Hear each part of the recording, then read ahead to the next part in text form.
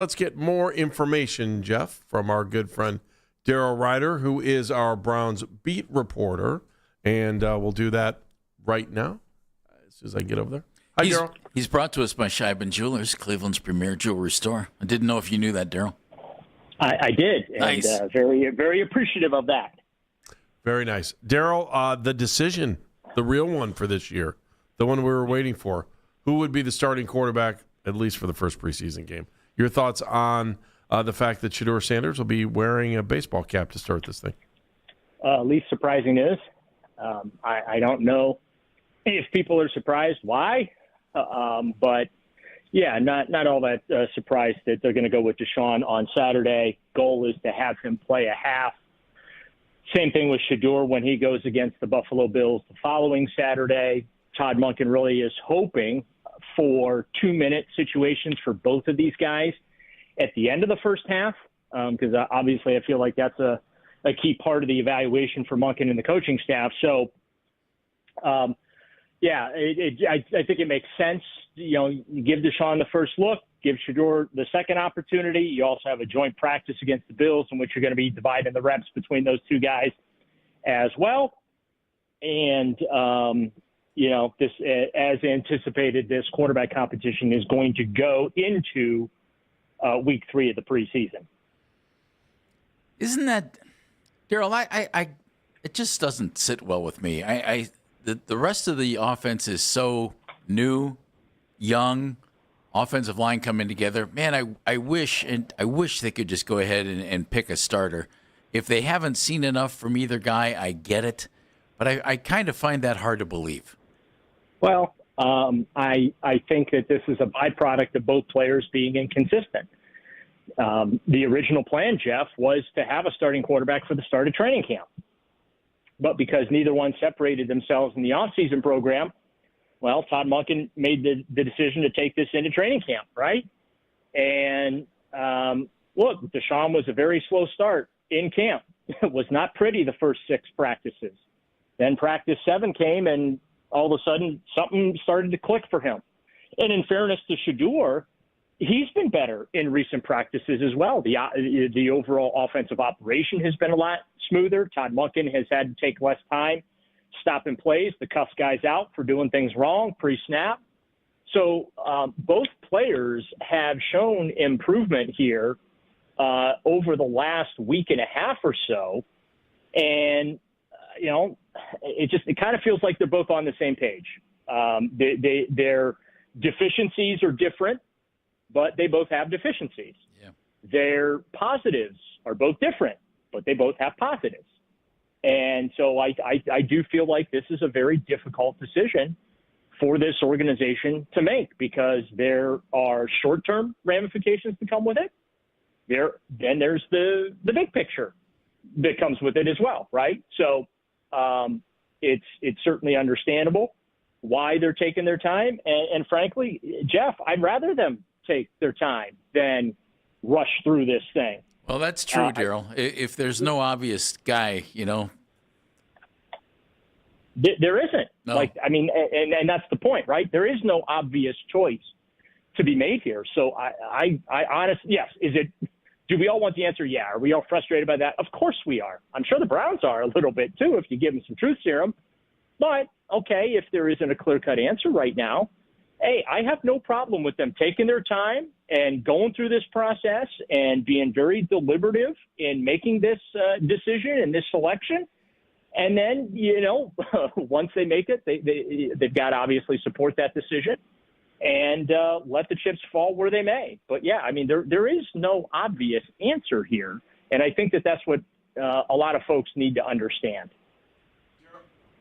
Daryl, how far apart do you think Watson and Sanders are? Are they close? I think they're close. I don't see a lot of separation between them. Again, I don't. I think that this when you hear the neck and neck or whatever, I don't think that there's a separation between these guys, or a significant separation between them, and that's what makes this difficult, Andy. Like the fact that there is no separation between them, that makes the decision even harder. Daryl, riddle me this. if Deshaun starts this game, and Andy and I are kicking this around, would you think he would get most of the practice reps against Buffalo, or an equal amount, or how do you think they'd do that? Because I would think you wouldn't give Shedeur most of the reps and then have him start the game, would you? Yeah. Yeah, I don't know how Todd Monken's going to work that. Yeah, I don't know. I know he wants to split the reps.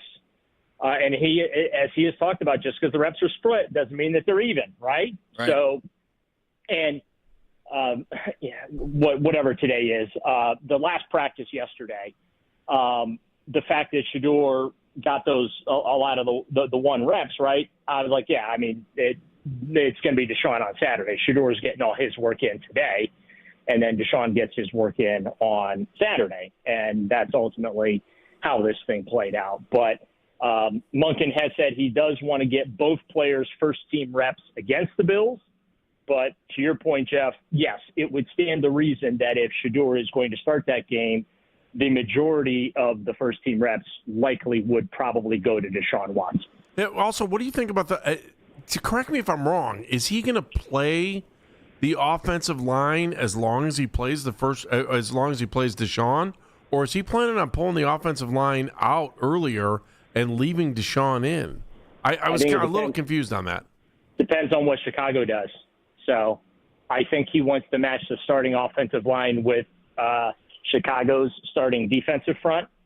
And then if Chicago pulls their defensive front, then Monken might be inclined to pull his starting offensive line. We'll see. Interesting. All right, the other question I have for you is, how legit are these wide receivers? Because everything we seems to be percolating now. Like, I feel, if we're talking about Cedric Tillman, who at one point last year you were going, oh, this guy might be our best receiver. Now you're talking about him being on the bubble. And so what does that say about Bond and Concepcion and Boston? Well, you got four guys. Starting with Denzel Boston is the one. Casey Concepcion, in my view, is the two. Jerry Jeudy is the three. Isaiah Bond's the four. I could make an argument that Jerry Jeudy should be the four and Isaiah Bond be the three. So, but they are legit. They're exciting to watch. And, probably with the Boston and with Concepcion, might be the most exciting combination since Odell Beckham Jr. and Jarvis Landry. So, I think these guys could be just as good, if not better, than those two guys were when they had their 1,000-yard seasons, right? Mm-hmm. It was the first, these guys have a chance to have, in my view, multiple seasons with the Browns of at least 1,000 yards. Because if my memory serves me correctly, I think that Landry and Beckham became the Browns' first 1,000-yard receiving or 1,000-yard receivers in the same season in franchise history. Like, that had never happened before, where you had two receivers catch for 1,000 yards. You had back in 2007, remember, Braylon Edwards caught for over 1,000 and Kellen Winslow Jr. caught for over 1,000, but Kellen Winslow Jr. obviously a tight end, so that didn't count.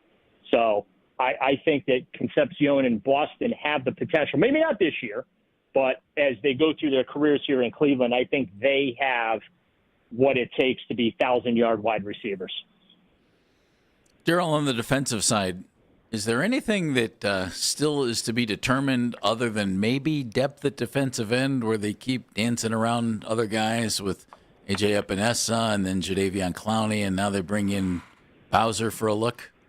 Yeah, well, I mean, that side of the ball, it's all about depth. The starters are pretty much set, and then it's going to be, okay, what do your role players look like? Obviously, they've been beat up at on the defensive line throughout camp.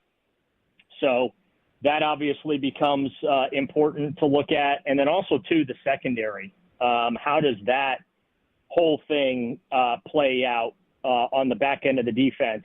Obviously, Denzel Ward, Tyson Campbell, they're your 1 and 2 corners. But then where do you go from there, right? Miles Harden's likely going to be your nickel.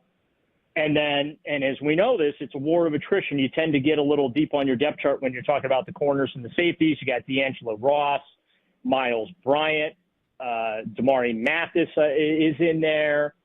And then you look at the safeties. when they go to that 3-safety look, how you Delpit Hickman and then the rookie Emmanuel McNeil-Warren out of Toledo, right? But, where's Christopher Edmonds fit into this? Where does McMillan or Thomas fit in, right? There's another Washington, Zion Washington.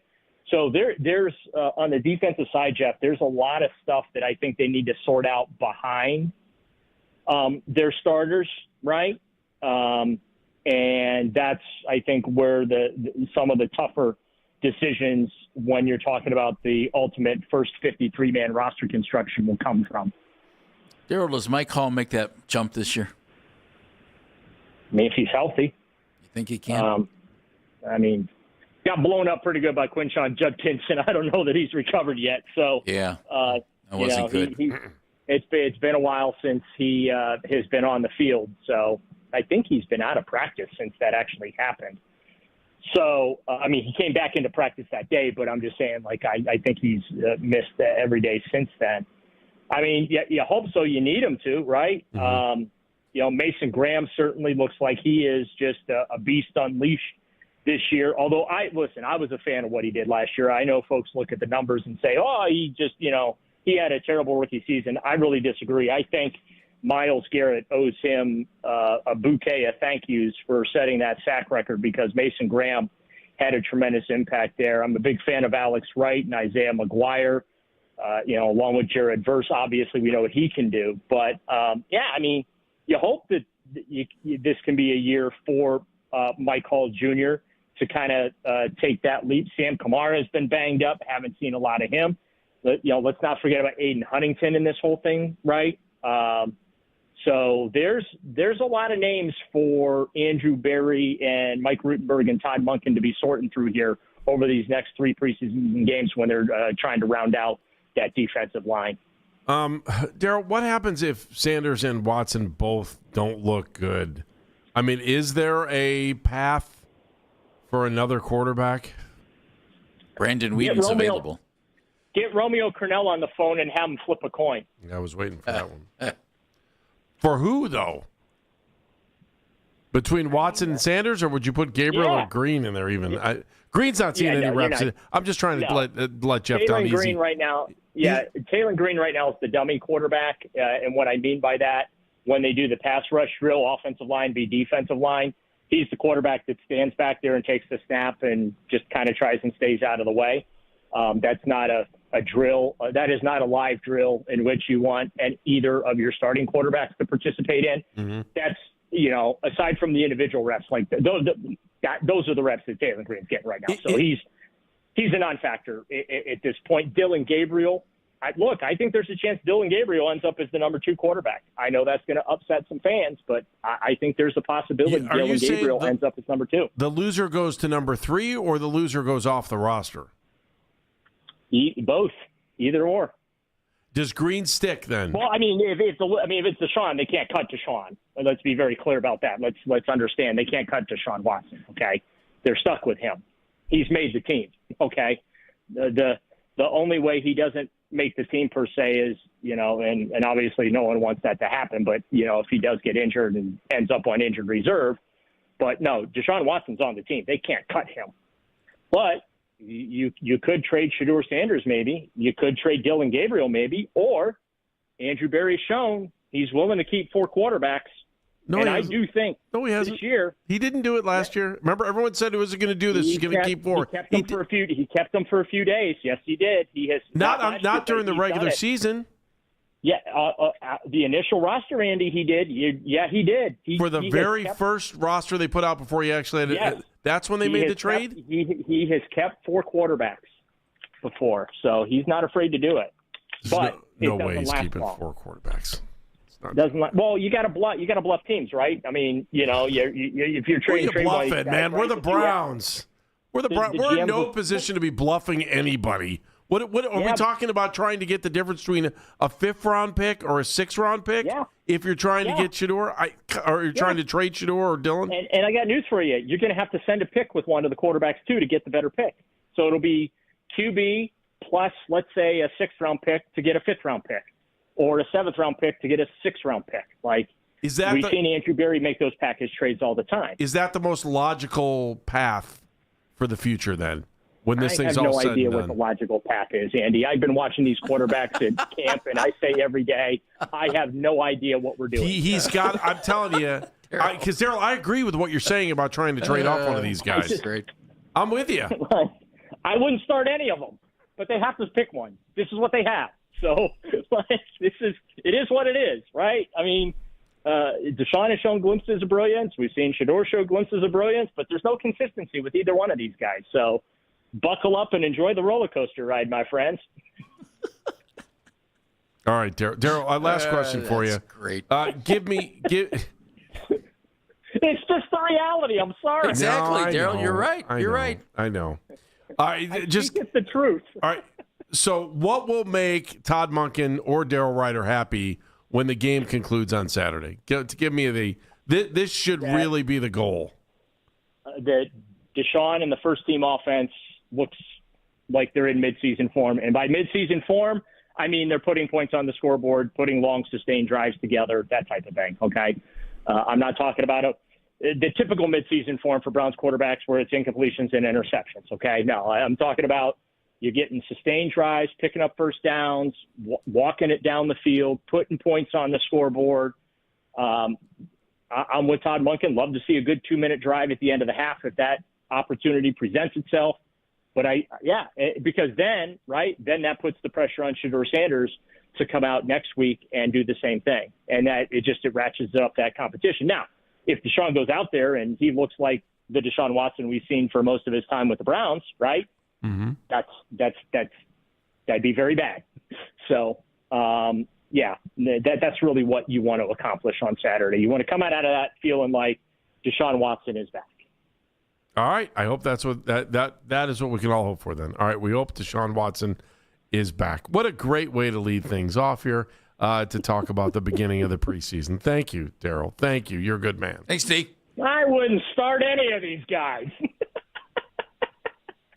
Daryl, are we still doing YouTube every day here? What's get everybody up to speed on that? Lance Reislin and I recapping all the camp practices on the YouTube channel, and we'll also have a post-game wrap-up Saturday as well. So look for that. Outstanding. Daryl, thank you. Thank you very much. Thanks, we will Steve. talk to you soon. Goodbye. You bet, guys. Daryl Wright, never at a loss for words. Boy, I don't feel real good after that conversation.